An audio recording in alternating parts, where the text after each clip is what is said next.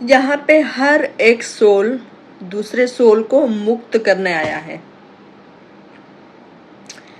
तो जब जब आप अधर्म के अगेंस्ट आवाज उठाते हैं, तब आप खाली अपना ही नहीं, बहुत लोगों का नहीं, जो अधर्म किया भी है उसका भी उद्धार करते हैं आप। तो हम उसको पाप तब मानेंगे जब हम ये शरीर को ही आत्मा का अस्तित्व मानेंगे।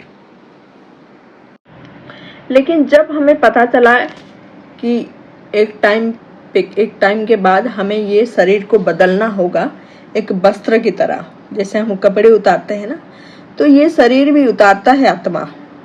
तब हमें कभी सही का साथ देने में बुरा नहीं लगेगा, बुरा तो छोड़ो, डर भी नहीं लगेगी हमें।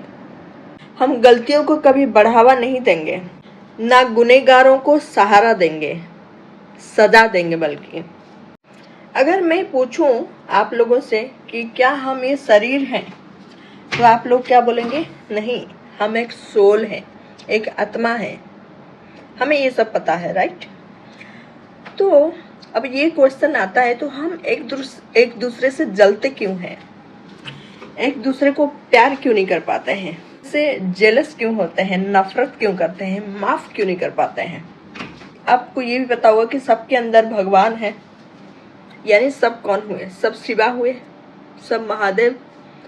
ठीक है, अब आप ये मत बोलने लगना नहीं हम इंसान है, महादेव पूजा करते हैं, ये तो बहुत बड़ा टॉपिक है, मैं अभी कवर नहीं करूँगी। ठीक है, तो बस इतना आप जानते हैं कि हमारे अंदर भगवान है, तो हम सब तो प्योर हुए, तो हमारे अंदर ये सब चीजें क्यों हैं? तो हम क्या, अभी यहाँ पे एक ट्रिक बताऊंगी कि आपको पता है कि हम सब एक दूसरे से गुस्सा करे, जेलसी करे, कुछ भी करे, हम एक दूसरे का उद्धार करने आए हैं इधर, एक दूसरे का भला कर लेते हैं हम अनजाने में ही। इंटरेस्टिंग है ना? तो पूरा वीडियो जरूर देखें। अभी बताते हैं। आप सुने होंगे कि जो होता है अच्छे के लिए होता है, भगवान जो करते हैं सबके भले के लिए करते हैं, तो जो भी हो रहा है सब भला ही हो रहा है। अब भले आपके अंदर जो भी चीजें, जो प्यार है, जो गुस्सा है, जो भी है आपके अंदर, उसको कोई दिशा नहीं दे पा रहे हैं, कोई रूप नहीं दे पा रहे हैं, लेकिन भगवान ने दिया है। आप अभी कंफ्यूज हो रहे होंगे, चलो मैं क्लियर करती हूँ।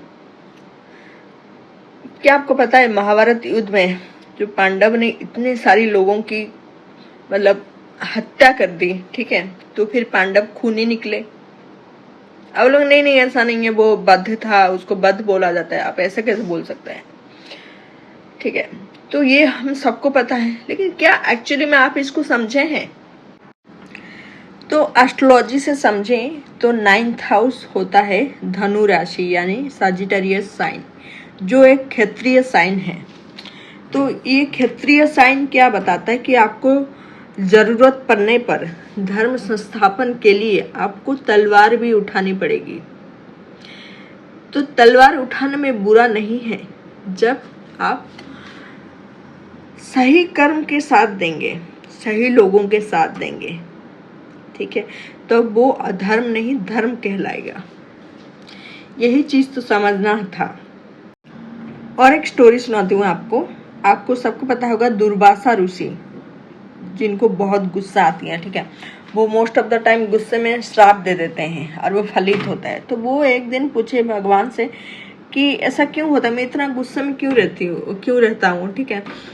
तो भगवान बोले कि वो गुस्सा ही है जो मदद करता है हमें अपनी रचना रचने के लिए, यानी हमारे वही गुस्सा को एक अस्त्र की तरह यूज करते हैं जरूरत पड़ने पर। तो इस तरह से, लेकिन ये आप मत सोचने लग जाना कि हम भी गुस्सा हैं तो हमारा सब सही हो रहा है, हम जो कर रहे हैं। बात इसकी नहीं, बात ये है कि आपकी गुस्सा, आपके अंदर जो भी चीजें है, वो क्या आपकी इंटेंशन से प्योर है? अगर आप इंटेंशन से प्योर हैं तो फिर आपकी गुस्सा भी प्योर ही निकलेगी। जो भी भगवान हर वो चीज को यूज करता है, लेकिन हम उसको गलत दिशा देते हैं, ठीक है। तो यहाँ पे सबसे बड़ी चीज ये है कि योर इंटेंशन मैटर्स।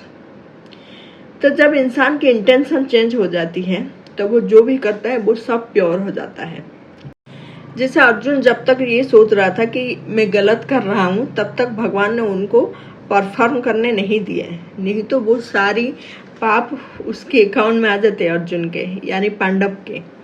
लेकिन उन्होंने अर्जुन को प्योर किया, पहले अंदर से लेके प्योर किया, उनके सारे सवालों का जवाब दिया, तभी अर्जुन की इंटेंशन भी प्योर हो गया धीरे धीरे कि हाँ, कि मैं जो कर रहा हूँ अब गलत नहीं कर रहा हूँ।